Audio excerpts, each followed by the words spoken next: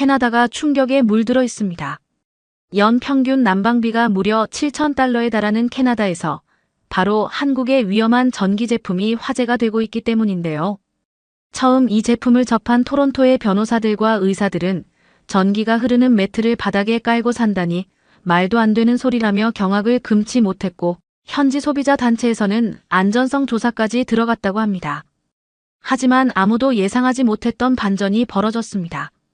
이 위험한 전기장판은 단 한 달 만에 토론토 사람들을 사로잡았고, 지금은 3개월째 품절 대란이 이어지고 있다고 하는데요.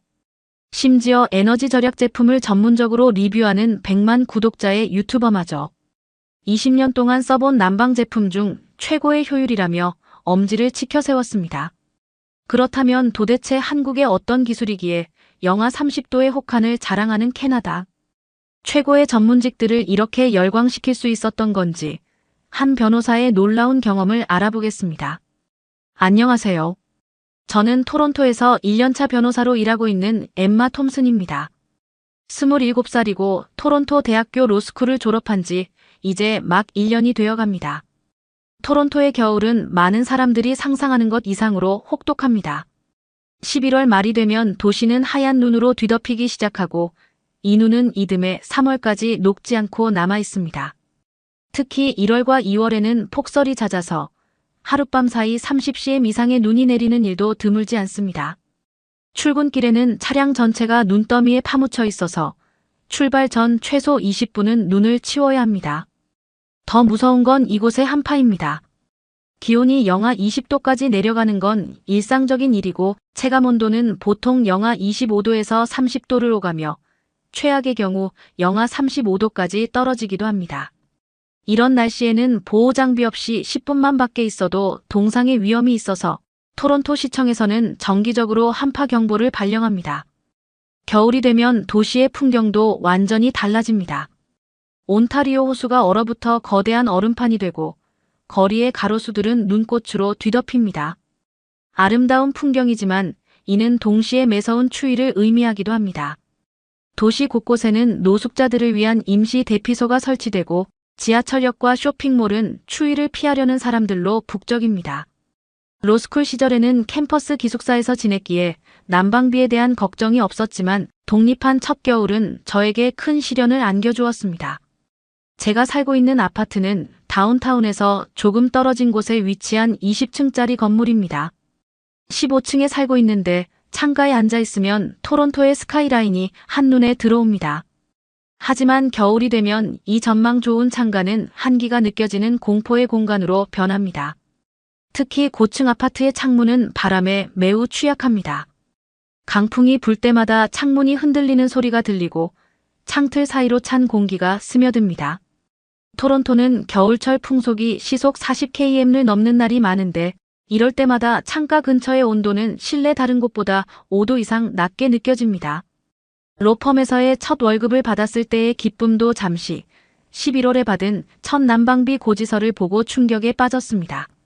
450달러. 제가 본 숫자가 맞나 싶어 3번이나 다시 확인했습니다. 더구나 이건 시작에 불과했습니다. 12월 고지서는 580달러까지 치솟았고 1월에는 무려 650달러를 기록했습니다. 캐나다의 높은 물가에 적응하고 있다고 생각했지만 이 정도의 난방비는 예상을 훨씬 뛰어넘는 수준이었습니다. 특히 힘든 건 야근이 잦은 직업 특성상 집에서 보내는 시간이 많다는 점이었습니다. 로펌 1년차의 삶은 고단합니다. 선임 변호사들의 자료 검토 요청이 새벽에 오는 경우도 많고, 다음날 아침 회의 준비를 위해 밤을 새워야 하는 날도 있습니다. 사무실에서 야근할 때는 회사가 난방비를 부담하지만 재택근무를 하거나 집에서 자료를 검토할 때는 난방비가 고스란히 제 부담이 됩니다. 시간이 지날수록 저는 점점 더 이상한 생활 패턴을 가지게 되었습니다. 난방비를 아끼기 위해 실내 온도를 18도로 맞추고 대신 두꺼운 패딩을 입은 채로 지내기 시작했습니다. 책상에 앉아 있을 때는 무릎 담요를 덮고 침대에서는 전기 담요와 두꺼운 이불을 겹겹이 덮었습니다. 하지만 이런 노력에도 불구하고 바닥에서 올라오는 한기는 어쩔 수 없었습니다. 가장 힘든 건 새벽 시간이었습니다. 한밤중에 화장실에 가기 위해 침대에서 내려올 때마다 차가운 바닥은 저를 완전히 깨어나게 만들었습니다. 다시 잠들기까지 한참이 걸렸고, 이는 다음날 업무 효율에도 영향을 미쳤습니다. 변호사의 일은 집중력과 정확성을 요구하는데 제대로 된 숙면을 취하지 못하는 날이 계속되자 업무 수행에도 차질이 생기기 시작했습니다. 동료들과 이야기를 나눠보니 다들 비슷한 고민을 안고 있었습니다. 캐나다에서 난방비 문제는 모든 사람들의 골칫거리였습니다. 특히 토론토처럼 물가가 비싼 대도시에서는 더욱 심각했습니다. 일부 동료들은 겨울이 되면 부모님 집으로 돌아가 살기도 하고, 어떤 이들은 난방비를 아끼기 위해 체육관광이나 카페에서 시간을 보내기도 했습니다. 저는 이 문제를 해결하기 위해 여러 가지 방법을 시도해 보았습니다. 창문에 단열 필름을 붙이고 문틈마다 방풍 테이프를 붙였으며 카펫도 여러 장 깔아보았습니다.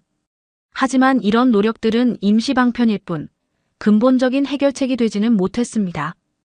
게다가 카펫은 시간이 지날수록 먼지가 쌓여 관리하기가 힘들었고 진공 청소기를 자주 돌려야 했기에 전기료는 오히려 더 늘어났습니다. 결정적인 변화의 계기는 제 의뢰인 중 한 분이었던 한국계 사업가와의 만남이었습니다. 그분의 사무실을 방문했을 때 저는 처음으로 다른 방식의 난방 문화를 경험하게 되었습니다. 그때의 경험은 제 생활을 완전히 바꿔놓았고 캐나다의 추운 겨울을 이겨내는 새로운 방법을 발견하게 해주었습니다. 운명적인 만남은 1월의 주말 오전이었습니다. 테크 스타트업 블룸테크의 공동 창업자인 사라킴과의 투자 계약서 검토 미팅이 있던 날이었죠. 평일에는 서로 일정이 맞지 않아 사라라의 제안으로 주말 오전에 그녀의 집에서 미팅을 하기로 했습니다. 사라의 집은 토론토 중심가에서 약간 벗어난 노스욕 지역의 타운하우스였습니다.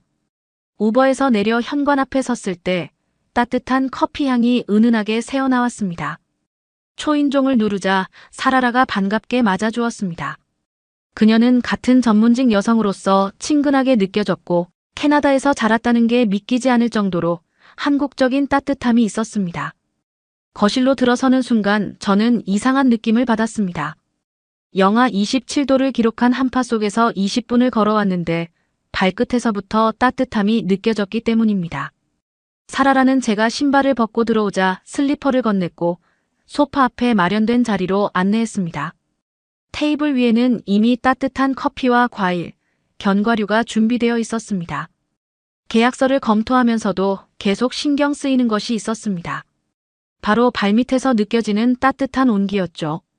결국 저는 호기심을 참지 못하고 물어보았습니다. 사라는 웃으면서 소파 앞에 깔린 것이 전기장판이라고 설명해 주었습니다. 한국에서 흔히 사용하는 난방용품이라고 했습니다. 처음에는 의아했습니다. 전기로 작동하는 매트를 바닥에 깐다는 발상 자체가 낯설었고 안전성에 대한 의문도 들었습니다. 변호사로서 제조물 책임법이 떠올랐고 화재 위험은 없을지 걱정도 되었습니다. 사라는 제 걱정을 이해한다는 듯 고개를 끄덕이더니 자신도 처음에는 같은 걱정을 했다고 말했습니다. 하지만 현대의 전기장판은 과열 방지 장치가 있어 안전하고 타이머 기능도 있어서 깜빡 잊고 켜두어도 자동으로 꺼진다고 설명해 주었습니다. 가장 놀라웠던 것은 전기 사용량이었습니다. 그녀의 말에 따르면 하루 종일 틀어도 전기요금이 $2도 안 된다고 했습니다. 저는 계약서 검토를 잠시 멈추고 전기장판에 대해 더 물어보았습니다. 사라는 기꺼이 설명해 주었습니다.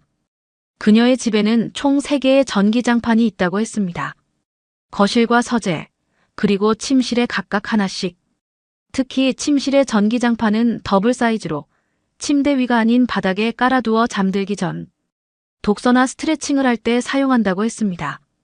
사라는 스마트폰을 꺼내 자신이 사용하는 제품의 온라인 쇼핑몰 페이지를 보여주었습니다. 가격은 캐나다 달러로 $45였습니다.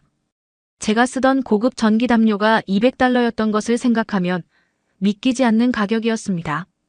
더구나 이게 가장 비싼 모델이 아니라고 했습니다. 사라는 한국의 이런 제품들이 오랜 시간 발전해온 기술력 덕분에 좋은 품질을 유지하면서도 가격 경쟁력을 갖출 수 있었다고 설명했습니다. 전기장판에 대한 이야기를 하다 보니 사라는 자연스럽게 자신의 어린 시절 이야기를 들려주었습니다. 토론토의 추운 겨울밤, 가족들이 전기장판이 깔린 거실에 모여 앉아 이야기를 나누던 따뜻했던 시간들. 특히 명절이면 한국에서 오신 할머니께서 전기장판 위에서 손주들에게 옛날 이야기를 들려주시던 순간들이 가장 행복했다고 했습니다. 사라의 이야기는 단순히 난방기구를 넘어서 전기장판이 가족의 유대를 강화하는 매개체가 될 수 있다는 것을 보여주었습니다. 저는 문득 제 어린 시절을 떠올렸습니다. 캐나다의 일반적인 가정처럼 저희 가족도 각자의 방에서 시간을 보내는 것이 일상이었죠. 가족이 함께 모이는 시간은 주로 식사 시간뿐이었습니다. 사라의 집에는 곳곳에 한국 문화의 흔적이 묻어 있었습니다. 거실 한켠에는 문갑이라는 전통 가구가 있었고 그 위에는 놓인 따뜻한 색감의 무드 등은 은은한 빛을 발하고 있었습니다. 부엌 쪽에서는 누군가 끓여놓은 듯한 생강차 향이 풍겨왔습니다. 이 모든 것들이 조화롭게 어우러져 아늑한 분위기를 만들어내고 있었고 그 중심에는 발밑에 따뜻한 온기가 있었습니다. 미팅이 끝나갈 무렵 사라는 제게 직접 만든 생강차를 한 잔 더 권하며 대화를 이어갔습니다. 그녀는 테크 스타트업을 운영하면서 겪는 어려움들에 대해 이야기했고 저는 초임 변호사로서의 고충을 털어놓았습니다. 전문직 여성으로서 서로의 경험을 공유하는 시간은 매우 값졌습니다. 특히 인상 깊었던 것은 사라라가 한국의 정문화를 비즈니스에 접목시키려 노력한다는 점이었습니다.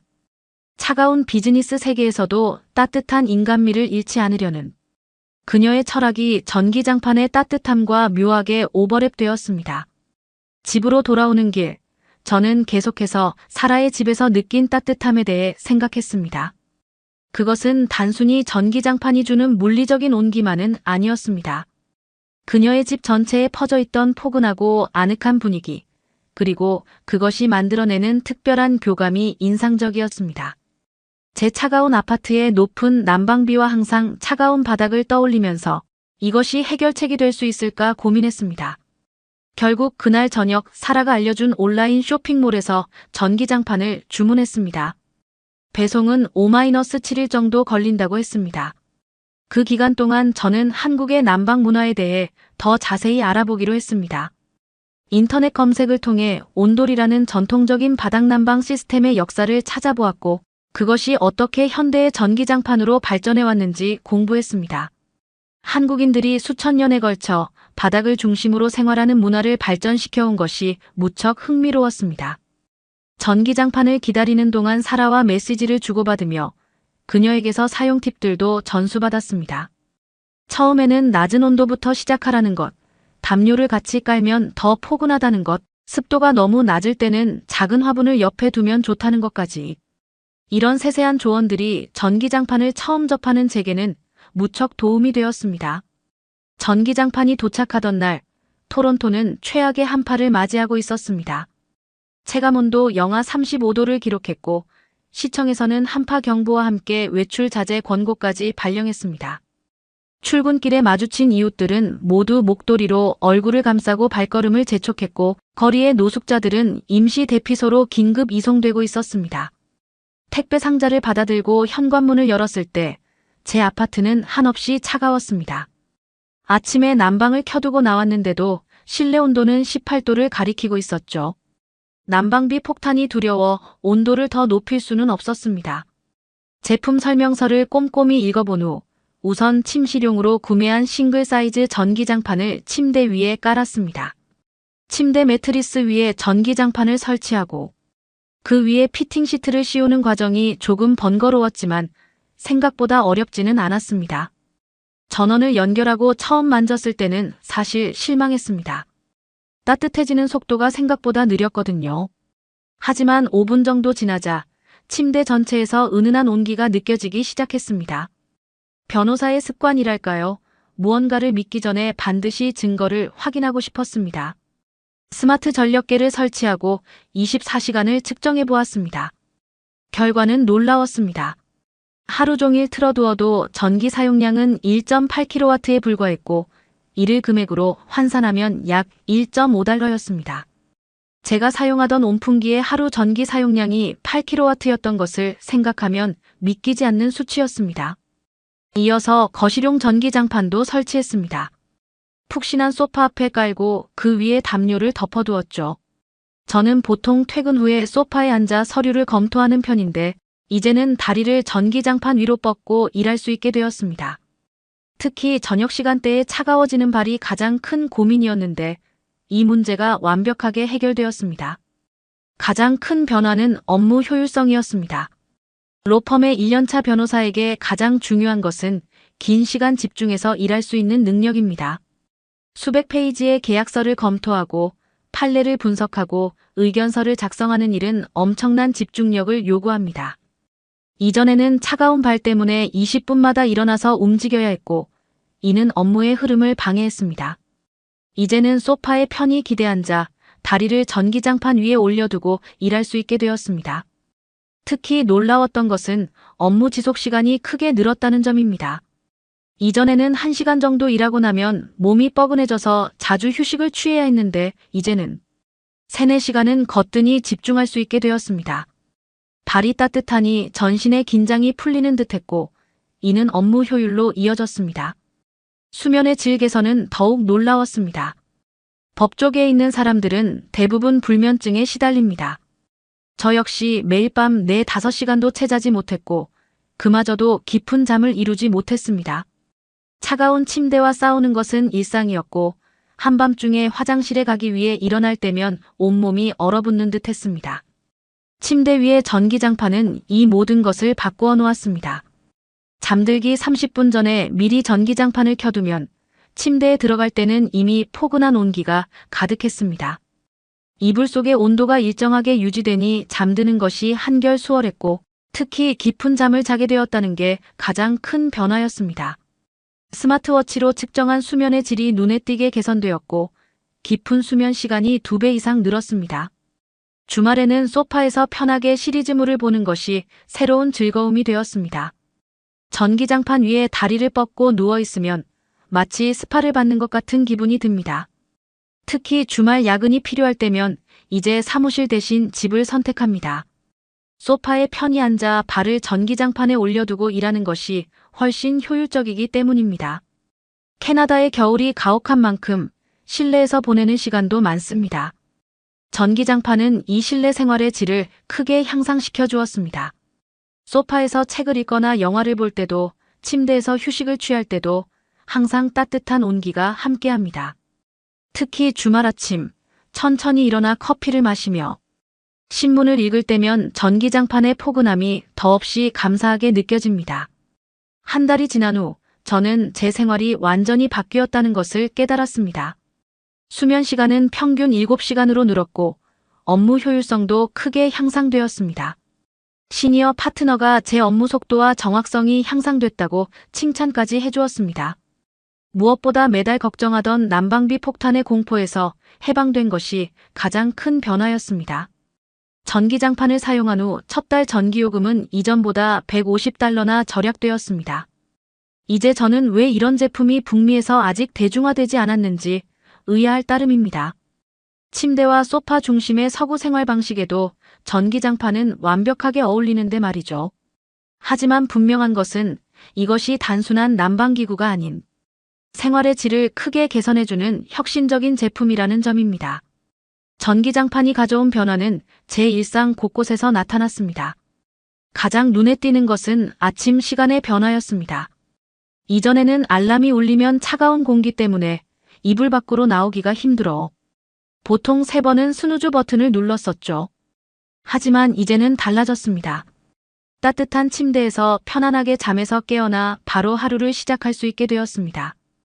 매일의 일상이 완전히 달라졌습니다. 아침에 일어나는 시간도 자연스럽게 30분 정도 앞당겨졌습니다.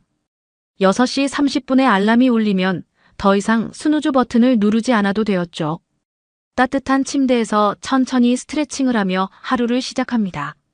예전에는 서둘러 뜨거운 샤워부터 했어야 했는데 이제는 침대에서 15분 정도 가벼운 스트레칭을 하고 뉴스를 확인하는 여유가 생겼습니다.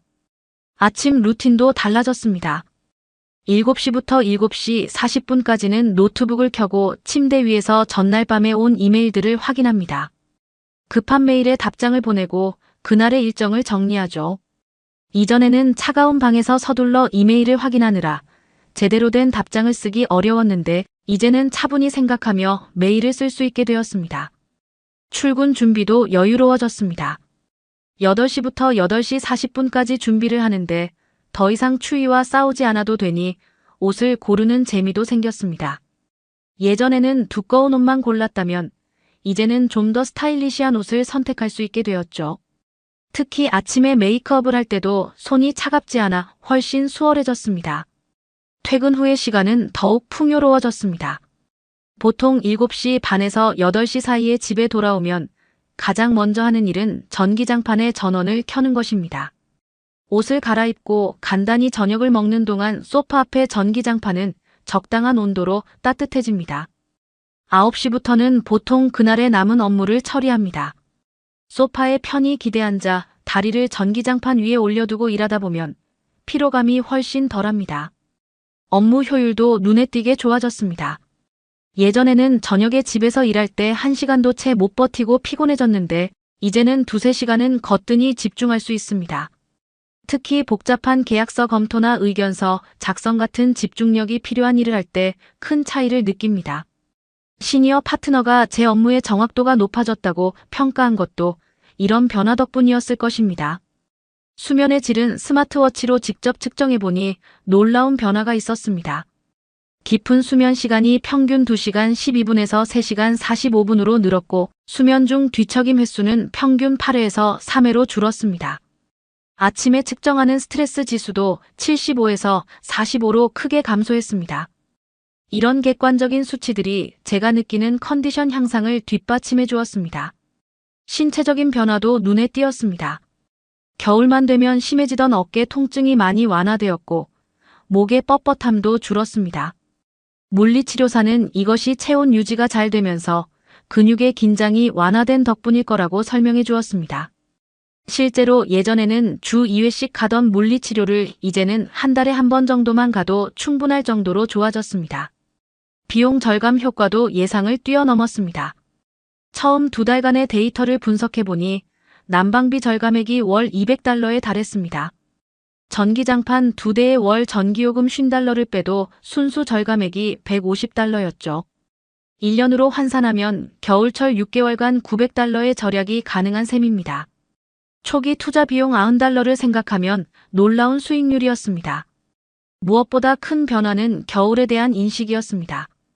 예전에는 11월만 되면 다가올 추위가 두려웠는데 이제는 한결 여유롭게 겨울을 맞이할 수 있게 되었습니다.